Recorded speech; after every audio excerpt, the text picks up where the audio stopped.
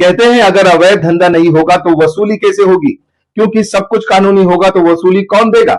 आजकल एक नाम बहुत चर्चा में चल रहा है और हम उसी नाम को लेकर सवाल पूछेंगे और वो नाम है MH58 के ART ऑफिसर प्रसाद नलावड़े का।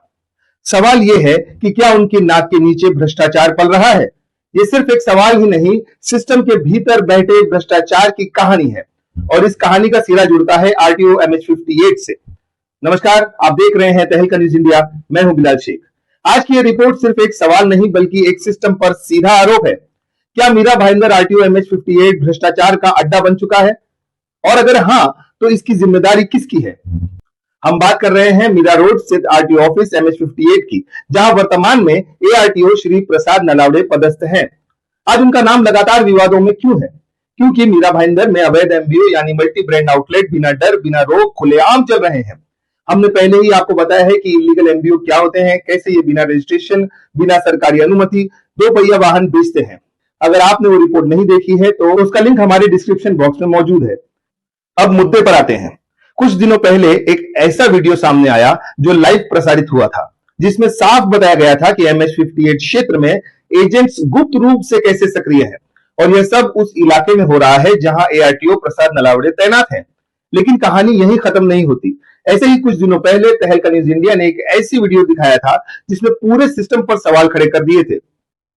हर्ष ऑटो नामक एक MBO मालिक वर्दी में मौजूद RTO अधिकारियों से खुलेआम कहता है, तुम्हारा अफसर लेता तो है, हम देते तो हैं। देते तो है, आप लोग तो कभी से मांगते हो, हम लोग देते तो है, हमारा ऑफिसर देता तो है, आप लोग इन लोग के घूमने पर आ जाते हो। ये लेता देता वाला मामला कोई आरोप नहीं था, खुलेआम किया गया कबूलनामा था। सूत्रों की माने तो RTO MH58 को हर अवैध MBO से हर गाड़ी पर 500 रुपए दिए जाते हैं। अब सवाल यह है, जब यह बयान सार्वजनिक रूप से दिया गया तो ARTO प्रसाद नलावड़े और उनकी टीम ने उस MBO मालिक के खिलाफ आज तक कोई सख्त कार्रवाई क्यों नहीं की? क्या यह बयान MH58 में उच्च स्तर के भ्रष्टाचार की ओर इशारा नहीं करता?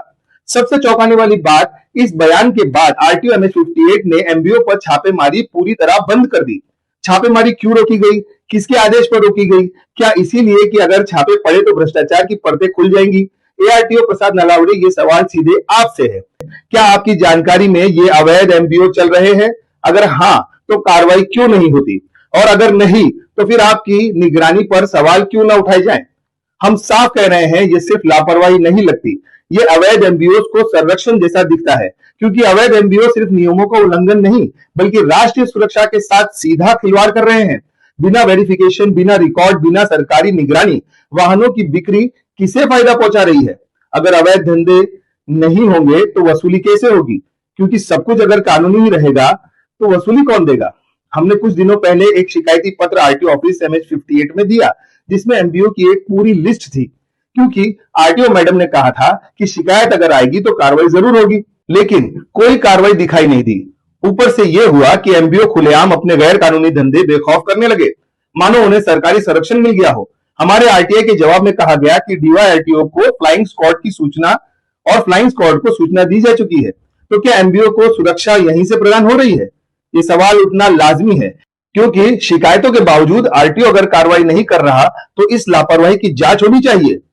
तहलका न्यूज इंडिया, दैनिक झुंझार केसरी और PSK न्यूज और हमारे अन्य साथी समर्थकों के माध्यम से बहुत जल्द RTO 58 के बाहर प्रदर्शन होंगे। हम लिखित शिकायत तारीख के साथ वरिष्ठ RTO अधिकारियों को सौंपेंगे। हम मांग करेंगे कि MBO पर कार्रवाई में लापरवाही की जांच हो, EOW और एंटी करप्शन ब्यूरो से स्वतंत्र जांच हो, अवैध MBO पर तुरंत कार्रवाई की जाए। अब देखना यह है कि क्या ARTO नलावड़े पर जांच होगी या सिस्टम एक बार फिर अपने आदमी को बचा लेगा। इस सवाल का जवाब हम निकाल कर रहेंगे।